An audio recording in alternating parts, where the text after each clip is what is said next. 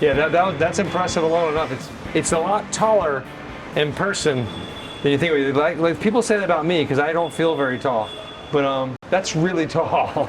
This is Frank, rock and roll. Frank, what do you do here? How we all doing? I'm the Senior Director of Service Operations, and easy way to describe that, I'm head guitar nerd in the distribution center. So we'll just go that route. How do we get lucky enough with the guitar nerd?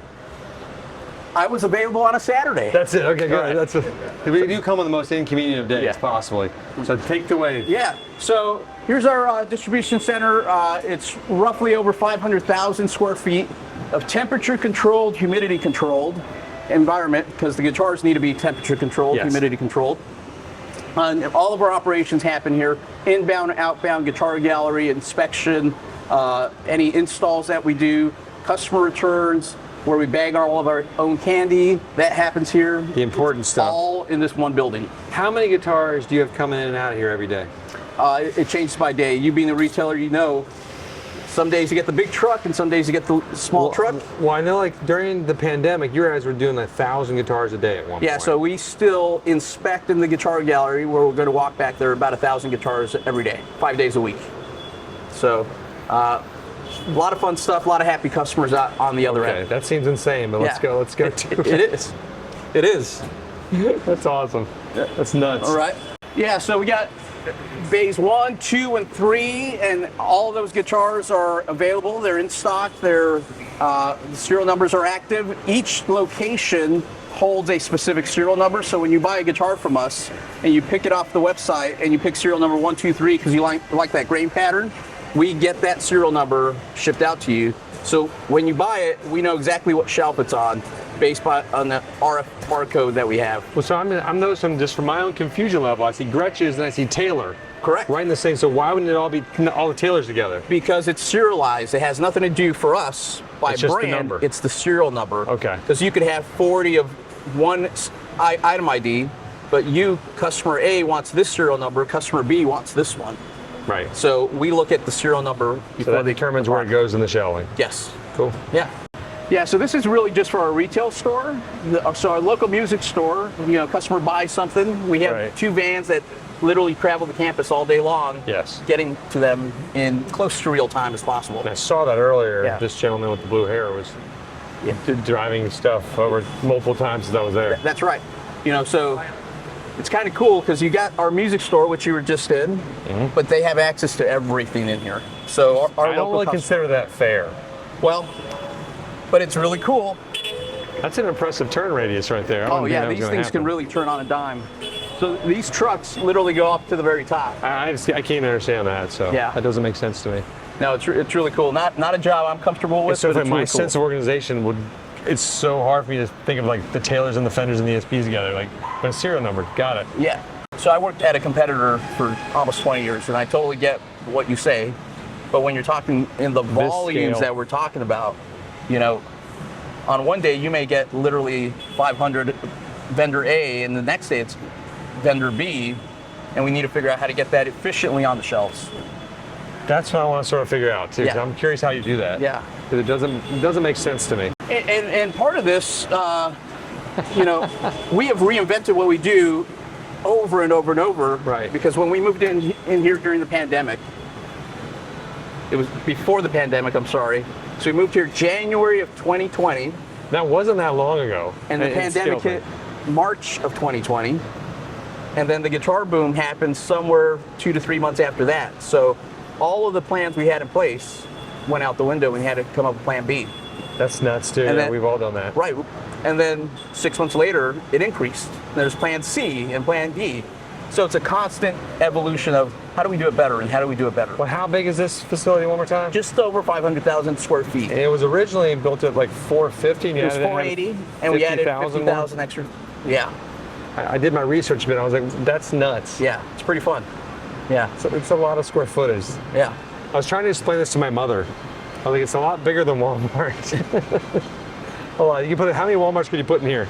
Yeah, I don't know, probably 3? A couple. Yeah. I think this is 3. So for normal people that don't know a guitar shop, but Walmart, 3 Walmarts. Yeah. In this one facility, which is one part of Sweetwater, which I consider this the sort of the brain trust of Sweetwater. Yeah, we love this part of it. No offense, Dave.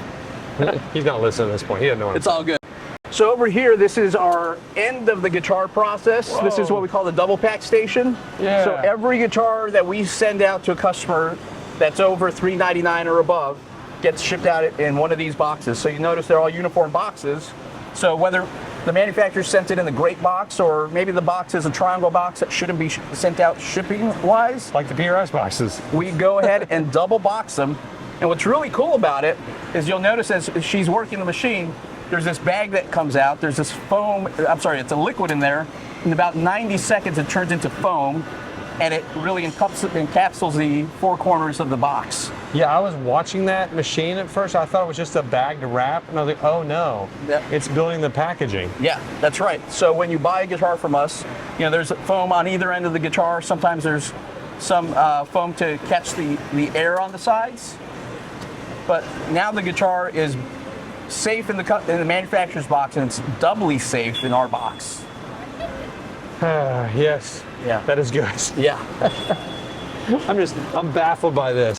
Because we're like, well, where can we put these boxes to ship our guitars? Because we save all the original boxes, but double boxing is expensive too. It absolutely is. I know. So and shipping's a huge deal. Yeah. Well, to us, not only is it expensive to do all this, but it's more expensive to lose the customer because they had a poor experience.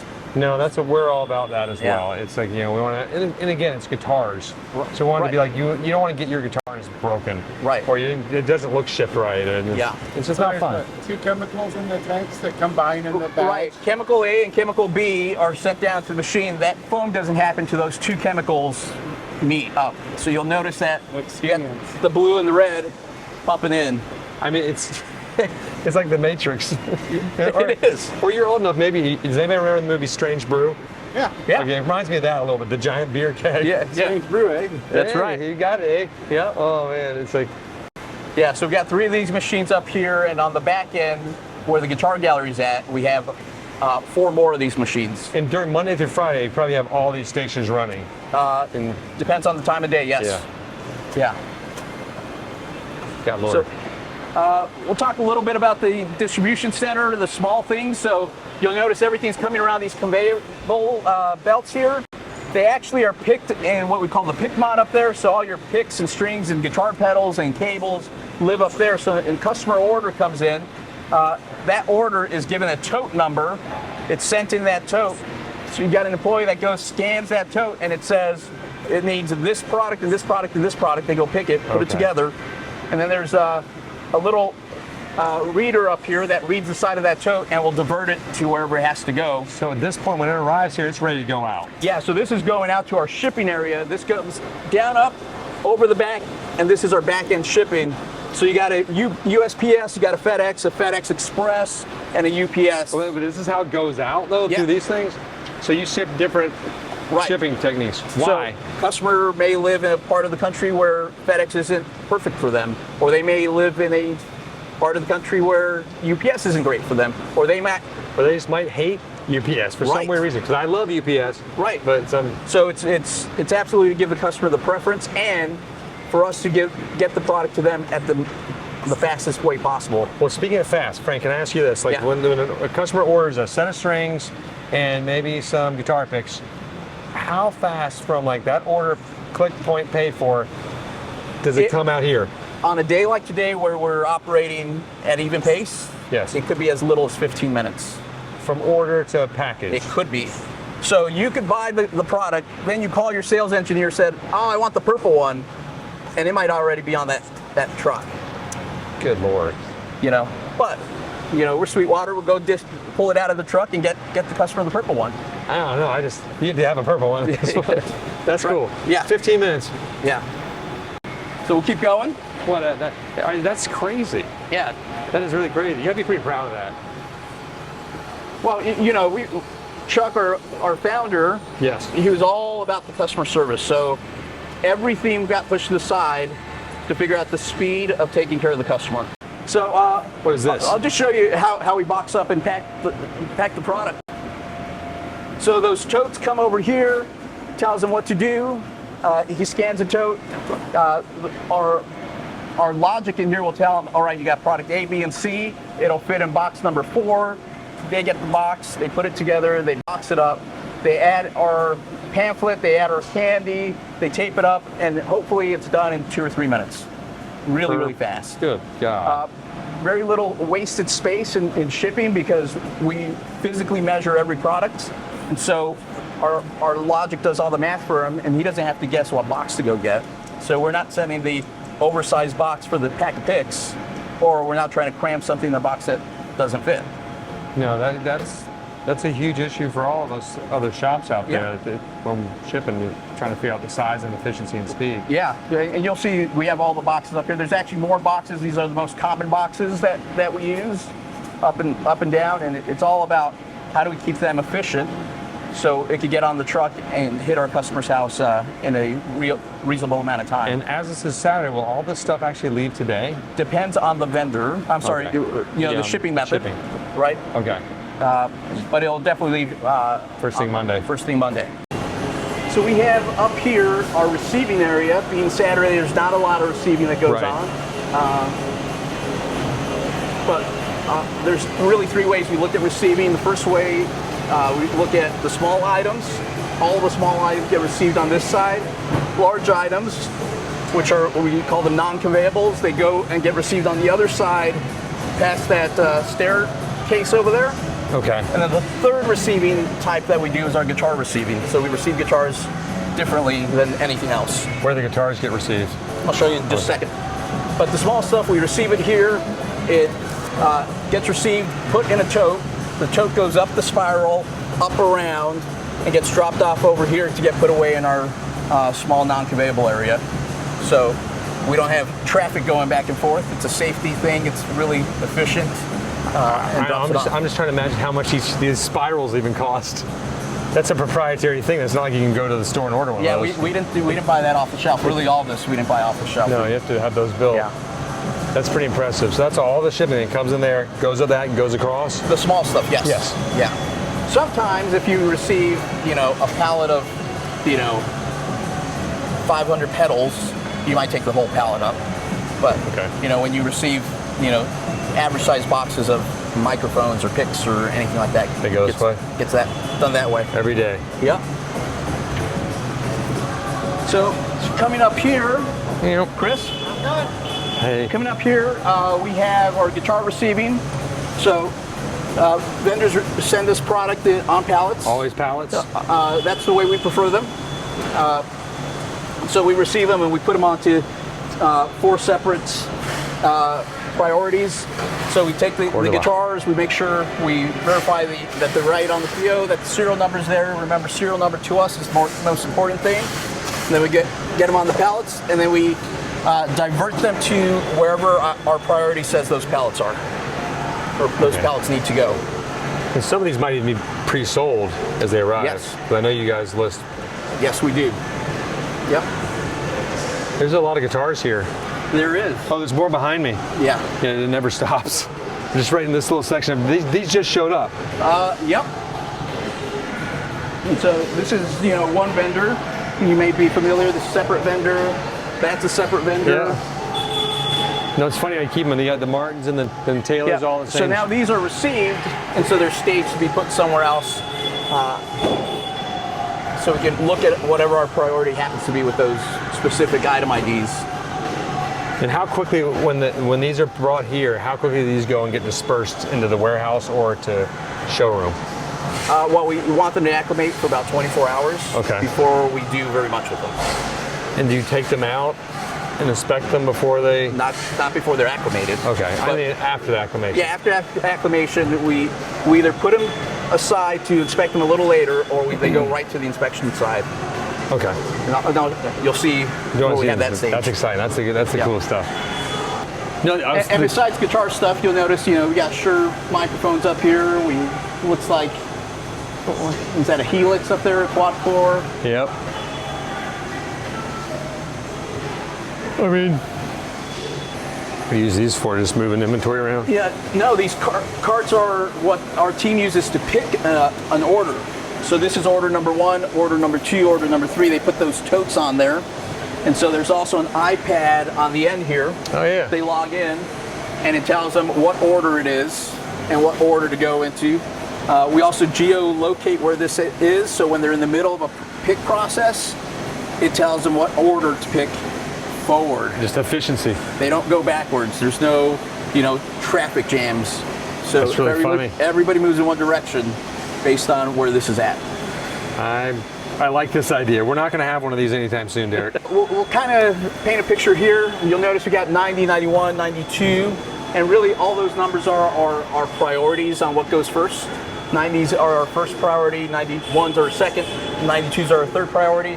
And so that helps us feed the line with whatever we determine to be the most important thing that hour, not even that day, that hour. And so when a guitar comes in, it's acclimated, it then comes to the right ear. Correct. Inspection process. So Yes. and that's when it does the 55-point inspection. Correct. And then once the customer orders a guitar, it doesn't have to get re-inspected. It just goes right out. It doesn't unless it's been on our shelves past a certain date, and we have a trigger that forces us to re-inspect it because we want to make sure it's wood. I know. I was thinking about that too. Just at the height of your sales, when you're selling 1,000 guitars a day, there's no way you can inspect 1,000 guitars per annum. Per day. I mean. Yeah. Like it didn't seem possible to rebuy, but we currently inspect about 1,000 a day. I don't know how. So I'll show you, and you'll do the math in your head and go, oh, that sort of makes sense. But it's a lot bigger than I thought. So we got lane number 1, lane number 2 of inspection. We actually have lane number 3 over here. We had to build this in July of 2020. So we came in the building saying, oh, we're good with 2. By middle of 2020, we had to build a 3rd line. And you'll notice we got the skeleton of a 4th line starting to get built. So by October, we're going to have a 4th line built, so we can process these. How many docks are in this entirely? How many inspection queues? Well, and I'll sort of explain that a little differently. There isn't one inspector for every guitar. It's actually a team process. Okay. Right? So, and I'll show you how that looks. At the end of an inspection process, anywhere from 4 to 5 sets of eyes actually look at that instrument. So it's not one person. Got it. That makes sense. Yeah. So what we have here is stage number 1. This is actually job number 1 within the team. I mentioned that we have people that do different jobs. There's also skill levels within those jobs. So the first job somebody gets is the unbox or rebox job. And so they're unboxing the guitar, they're verifying the serial number is what it is, the box says blue, the guitar better be blue. It's a thing. You've lived it, right? Another blue PRS or brown PRS arrived. Right. We also make sure the case candy is in there. We make sure that it's got the case that it's supposed to have, all the basic stuff. If any of that doesn't happen, we kind of stop and we put it to the side and then we move on to the next one, right? Then we have a separate team that deals with that. Just manufacturer dealing with there. Yeah. Got it. Yep. So we'll redo serial numbers or have to recut a PO. A lot of back end stuff that we do. But that's job number 1. And part of that job is we want them to see how the guitar gets delivered by the manufacturer. And the other part is we want them to see how we want Sweetwater's guitars to leave Sweetwater, right? So it's training 101. And we want them to have literally thousands of guitars in their hands before they move on to the next job. Well, so they might do that in one day. Yeah, we jokingly call it the 10,000 hour rule. We want at least 10,000 hours in each, 10,000 guitars in each roll. So we built these carts in-house. So here's a quick example. The unboxer will unbox number 1, put guitar in number 1, number 2, and number 2, number 3, and number 3, so the guitar and the box travel together. Yes. So we don't lose case candy, we don't mess up the serial number. Even at the scale we're at, we can still lose boxes and case candy. So I can't even imagine here just be a hellscape of losing things. Yeah. I'll be honest, we almost never lose anything. No, I know. You have a system is. down now. Yeah.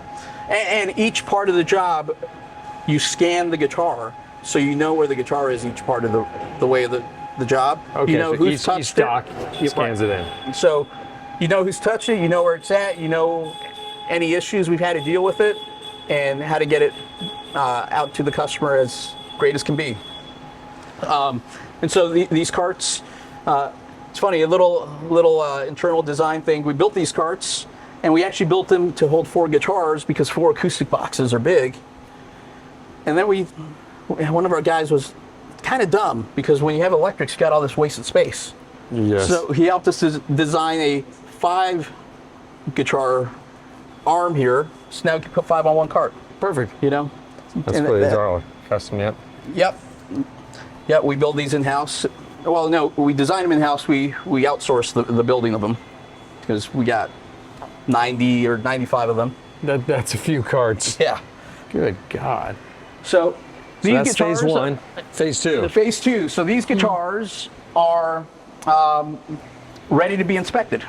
So as you notice, all these are waiting for the inspection team. They're not here because it's Saturday, but come Monday morning, it's kind of like a Henry Ford. It lights shop, up again. right?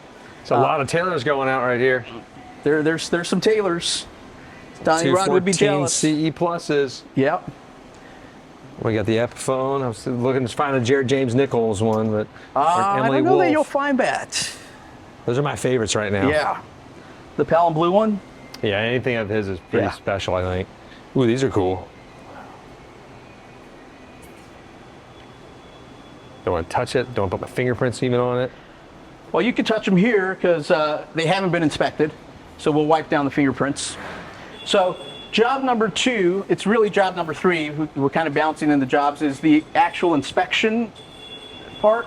So this is the inspection booth. You'll notice tools pretty minimal, some screwdrivers, Allen wrenches, nothing major, because their job is to inspect the instrument in about 10 minutes. This isn't they're not repairing it. They're not repairing. They're just making sure that it hits the tolerances that we agreed with the manufacturer that this guitar should play like this. Okay. Right? So sometimes it's a little tweak, sometimes it's perfect, and you just move it on. Does this screen here, does that activate to Yeah, so like this what screen... each product is? Correct. And let me see if I... It's going to scan one, I bet. Here we'll go. So we'll show you. So this is the inspection screen. Let me grab one of these. It's kind of crazy, isn't it?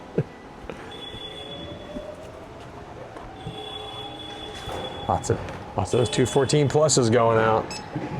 So we scan this guitar, and so the inspection screen tells us what this guitar should be. Is the pickguard oriented in the right direction? Is it the right color? This is a sample snapshot. It's not this guitar, it's what the guitar should be. Everything that we need to know about the guitar is listed here. And then anything we need to address on the guitar is listed here. So we know what the action should be on this instrument. We know what the string height should be. We tell them what tool to use so they don't have to guess by memory. We tell them in what order to address it with that instrument. And if there's anything that we need to deal with it, we know what polish works best with this finish. And if we have to hit the buffing room, we know what speed buffing wheel we hit it with. Okay, perfect. So, you know, nitro, you don't want a fast speed. You want a slow speed because you don't want to burn it through the finish. So our inspector will go through the entire instrument, play all the notes, check all the electronics. We do this thing we call a shake test. With the goal is to break the electronics in-house. Oh. So I have plenty of guys that work with me that can do that easily for you. You know, but if there's a cold solder joint, we don't want it to happen in shipping. We want it here because if it happens here, we can fix it here. I noticed that clock going to the sort of the stress test. It is a stress test. So we know the average time it takes to inspect this item ID. So this item ID, we know it takes roughly about 6 minutes, but a guitar with a Floyd Rose or a Nevertune might take, 12 minutes, 14 minutes. You said before that, not one inspector inspects the entire guitar, so... Correct. Well, what about this one? Well, this inspector, on the inspection card, will inspect these 4 boxes. So this is the bulk of the 55 point, but this job up here was handled by the unboxer. Okay. And then there's going to be another job at tune and polish and another job at repacking. Okay. So he'll handle the actual inspection of this? Correct. 6.5 minutes? Roughly 6.5 minutes. If we know there's any issues about this guitar, and when I say issues, it doesn't mean bad. Let's say it has a porous type of wood on the fingerboard. We want to call out that's normal. It's not ebony, it's not rosewood, it's whatever this wood happens to be. Just to not kick it out and then have to fix the problem and go, oh wait, it was never a problem to fix in the first place. And what is there a tolerance level where you say, well, this is beyond us fixing? Goes back? Yes. So we'll go pass or we hit require service. So then we hit require service,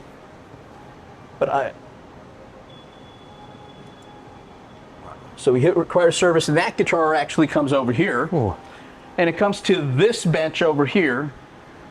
And you notice this bench has More stuff. A lot more stuff, right? So we create a service order. This is more like a luthier's bench, like when you see it. Yes, but not quite a luthier's bench. Getting there. 'Cause getting there. And the idea here is the normal thing that a vendor would do in-house anyway to address an issue. So a lot of soldering iron work, you know, something comes loose in shipping, we could go ahead and take care of it. Color correction, you know, we got a fret kisser, we got all the tools to, in about 15 minutes, address the issue. If it's more than 15 minutes, then we do something else with it. Well, it's something you said there too. Like we get a lot of customers that say, "Well, I don't want a guitar that's ever been opened or touched by anybody." Right. I'm like, "But you do want a guitar that's been opened and touched by somebody." You absolutely do. Because a lot of guitars we get that have been opened and not touched they don't work. Because like you just said, it's a solder joint. That's Right. usually all it is. It's not a broken pot. It's not a broken Sometimes switch. it's 3 minutes, but it's done. Your guitar is perfect. you need the guy that can do it in 3 minutes, or gal. And we know that when a customer gets that guitar, it might be perfect 99% besides that, but that guitar will never be their guitar they like. Yeah. So It's cursed. you know, I'll kind of paint this picture. So we have an inspection bench here and an inspection bench there, right? Two. Yes. And then we have one of these. Then we have two inspection, another one of these. Two inspection, another one of these. So there's a reason we have so many of these. Along with inspection, we visually inspect the instrument and we hit this button on a guitar pedal. That was cool. And so we go from a bright white light to a soft yellow light. And the idea there is you're going to find something under one light that's not visible on the other.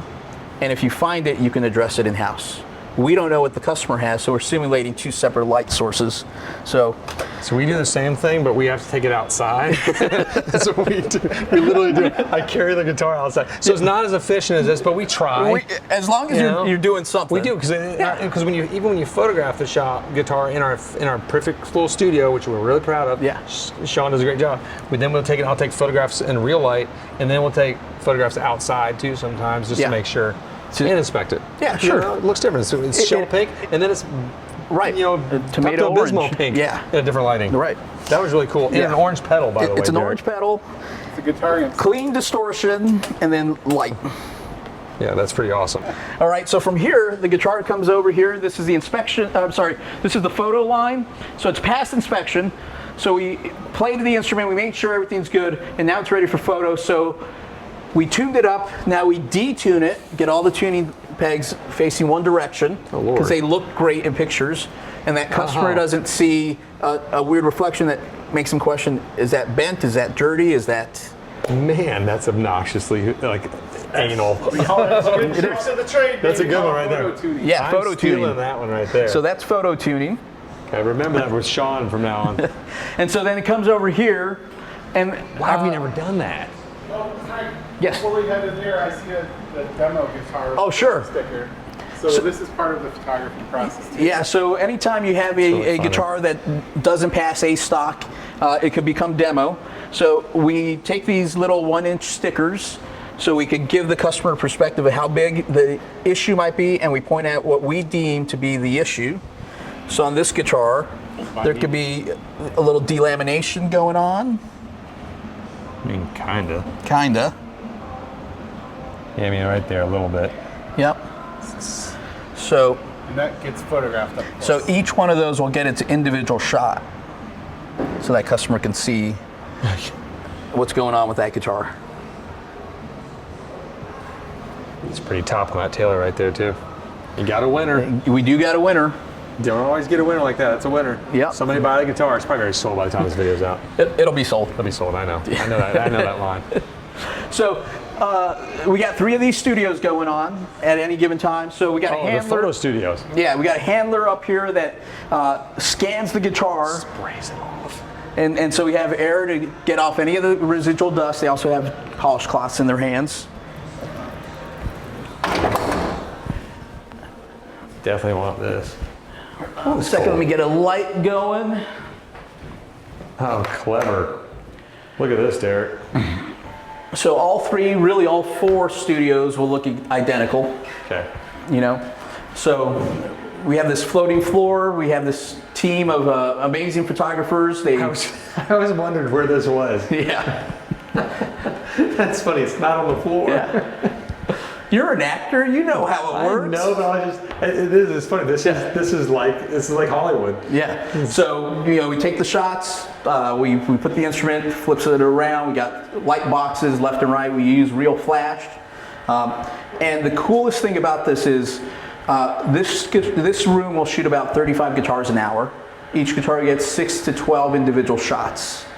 And our photo team, all they do is crop the image. It goes right up to the web. So it's coming out of the camera, gets cropped right to the web. There's no color correction, there's no Photoshop, there's none of that. So it keeps us really efficient. But now we've shot millions of guitars at this point, so we know what lighting works in our environment. You said 35 an hour? About 35 an hour. Yeah. So take that back home, and whoever's shooting guitars, Sean, we gotta talk. let's speed them up. It's not even fair. Here, this is our tune and polish station.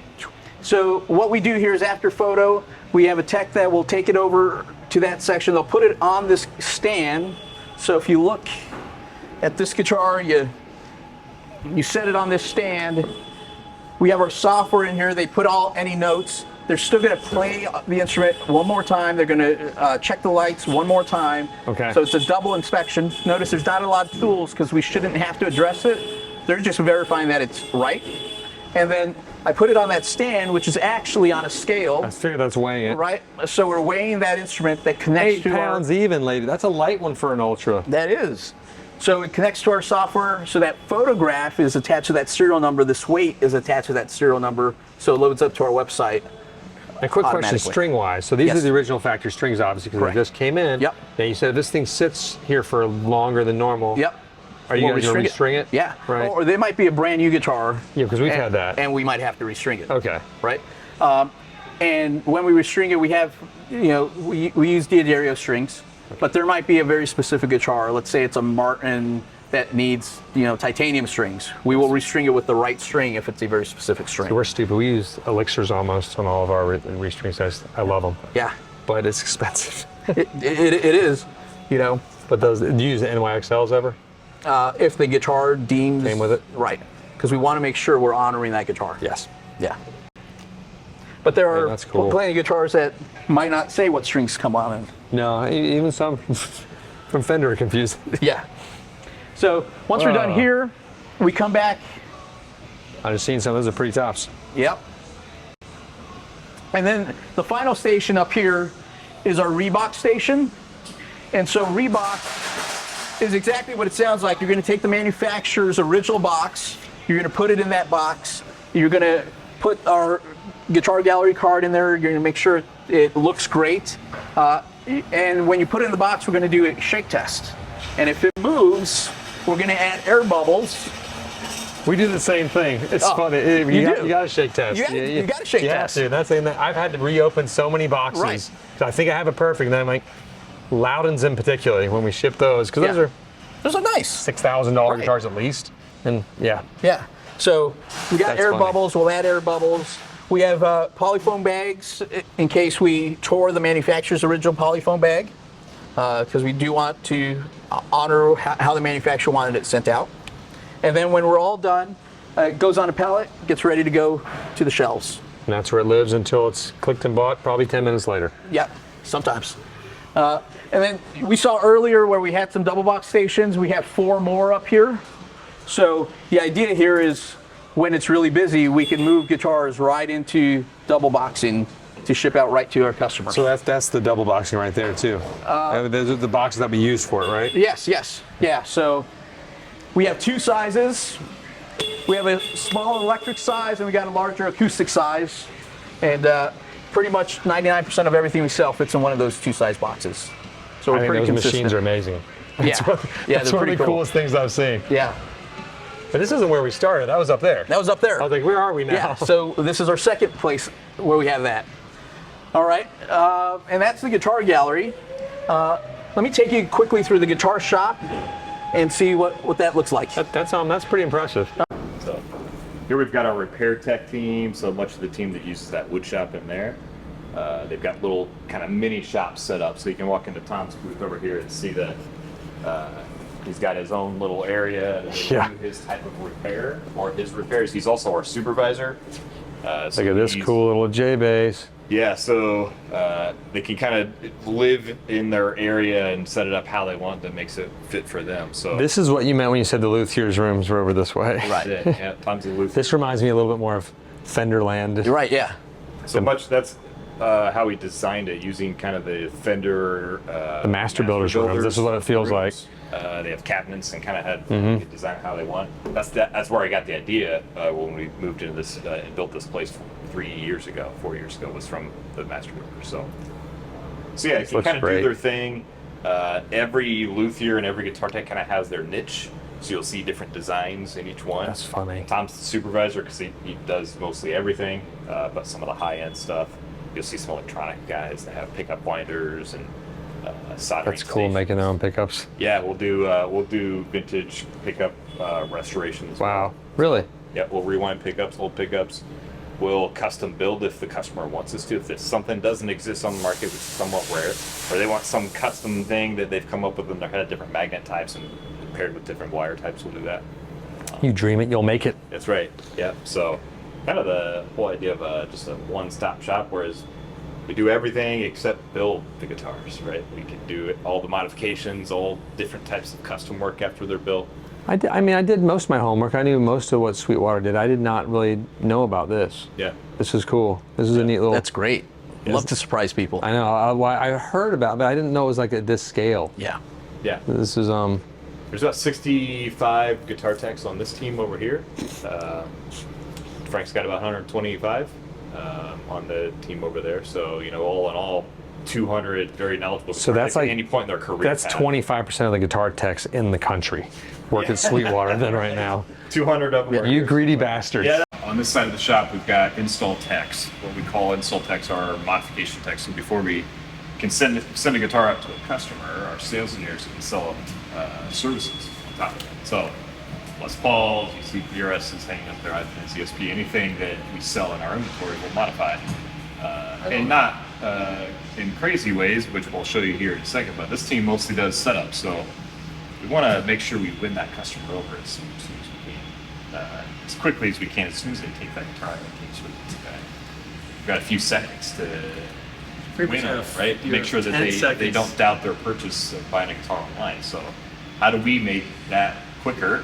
By making it familiar, right? We want to make sure the familiar feel, sound is exactly what they wanted. So if you're a Sweetwater customer, you can buy your Gibson Les Paul right here. It looks like a standard, but I can't tell. Yeah. No, that's something different. That's a signature series. You can buy that, then you can order like as an add to cart, like setup feature. Right. And then have it done like you want. So the conversation starts with the sales engineer and their customer saying, hey, you're buying a Les Paul, let's set it up to your specs. Very few of us probably have our guitar set up the same way. String gauge, string brand, feel, pickup height, all that stuff, right? So let's make sure it's familiar before we send it out. Because we know that for us too, if we were to buy a guitar, we're gonna have to do some work to it. Brand new guitar, many of our customers are not savvy enough to move into doing 3 strings and neck relief and setting in tension. And a lot of them just frankly don't want to. So they're going to have to take it down. I do this right. a lot. They want to play Somebody it. do it for me. Right? I just want to play it. Yeah, they want to play it. As soon as they get it, they want to play it. And we know that if they don't buy it from us, buy the setup from us, they're probably going to have to get it set up somewhere else. So they're buying a new guitar from Sweetwater. They just got the guitar. They don't like how it plays. They start to doubt their purchase. Or they have to take it down the road to their tech. Now they're without their brand new guitar from Sweetwater for days, weeks, right? And the longer that goes, the longer they may doubt their purchase. So let's just make it happen. Second number 10 seconds in, that's exactly what they have to take it. I like it. So that's what this team does. We do about 100 modifications a day. So you can walk through here and see their booths are set up just a little bit differently than what you saw down in the luthier section. Very quick in and out. They're 1 for 1, so they're doing one guitar at a time. They'll get it dialed in, set up, and then boxed back up through our handling team. What you're seeing here is also just beyond a setup, we'll do pickup swaps, we'll do locking tuners, we'll do nut upgrades. I like that the traveler follows with it. That's Yeah, what they- everything travels with it. Yep, it tells us exactly what we need to do. It actually has a number on it that associates back to our system. We can look through all the notes and even the whole conversation the sales engineer had with the customer. So if we need to pick up any intricate details, we'll pull it right out of their conversation. So it's as if we That's a were. good-looking guitar. Whoever's It getting that is. one. Yeah, it's a Tony Iommi. So I'm a little jealous. yeah, it's really cool. And so yeah, pickup installs, pickup swaps, nut upgrades, locking tuners is what this team does. Setup team's on the other side. And also, as I mentioned, some of the more extreme things we can do before we ship a guitar is, say, a refret. Somebody wants the nickel frets pulled out, we'll install stainless steel. So before that customer has even played their first note on their new guitar, they purchased it. Pull out the nickel frets, put in stainless, we'll re-radius it work, we'll compound radius it if they want to. Refret it, includes a plec. So we'll plec it then, do the setup afterwards, and ship it out to them. So they've now got a fully customized guitar, and That's cool. more than likely they've upgraded the nut, the tuners, and the pickups, and maybe the electronics as well. Have a So new guitar. that guitar is theirs Their now. new you know? guitar is now a new guitar. Yeah, and it's exactly what they want. You know, they don't have to again wait days or weeks to get all those mods done somewhere else. So You also do bridges and evertunes. And yeah, we'll route. This is a pretty interesting one here. You see, it's converting all the gold hardware. Even down to the gold pickups that Demar's gold pickups we're putting in. So there's the neck, and we'll fully modify it and again make it theirs. There's no other bass like this in the world. This customer. This is exactly what they asked It's for. awesome to do that. And it's also, I mean, it sounds weird, but you could save some costs doing some of your builds this way too. Yeah, You know, if you want to get a certain spec that the manufacturer maybe doesn't offer, i.e. stainless steel frets, Right. unless you go to a certain level of custom shop, Right. it might be a way to sort of cheat around that. yep, absolutely. Yep, we can do that. And the big thing for us is turnaround time too. Again, like I've been saying a few times, the customer may be without their brand new Sweetwater guitar for days or weeks if they want the same mod done somewhere else. Or Ours months. is if if our sales engineers sell the service, the customer buys it, finds the guitar, they've already selected the guitar by weight, by photos, everything they've seen. There's no surprises on what it looks like, if it was a grain pattern or a color pattern they like. Now we can get these jobs done, of this type of work done within a few days. And they now have that guitar in their hands within 4 days after they've looked at the guitar online. Hey, that's the one I want. Now I want all these mods done to it. 4 days later, they have it in their I mean, hands. you seem like a nice person, but it makes me dislike you more. I just don't like any of these answers right now. Just continue, Yeah, whatever. it's so I'm quality over it there. quality there for sure, That's but it's pretty also amazing, turnaround time. Well, just you have the amount of people to do this too. Yeah, right. You know, that's the idea. Is We that have a whole army, yeah. because we've talked about this for ad nauseum, but there's not luthiers out there anymore that can do this type of work. Right. So you sort of just happen to get them all in the same area. It's a little nucleus pod. After doing a neck reset on Gibson. So Gibson had a lot of great ideas, and this was not one of them. They designed this sort of to have this heel extension, and the heel extension glues in not just to the neck pocket, but also to the sides of the neck pocket going up, kind of like a tailor, but it was almost impossible to remove. So I had to inject steam in there, take it off, and then it damaged all this finish on the one that we have here. So shaved it. touch points. Yeah, so there's too many things to repair, so we just took it right down to the wood and re-blacked and refinished over the heel. Turned out pretty good. So that's a cool example of the nitro finished beautiful dude, because that's what it used to Yeah, look like. This exactly. is what it looks like now. It's a cool burst on it. So. Yeah, Full burst. so not much more to it, just that. You know, it came in really good condition. This is one of those double X braced ones, if you've ever seen them. Well, there you have it, folks. Thanks for spending the time with us.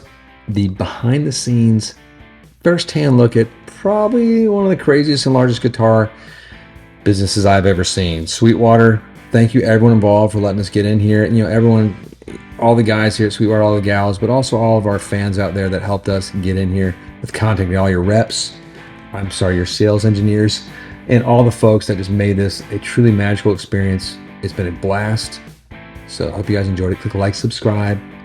All this content's always coming out more every day, every hour, every minute. Thanks again, fellas.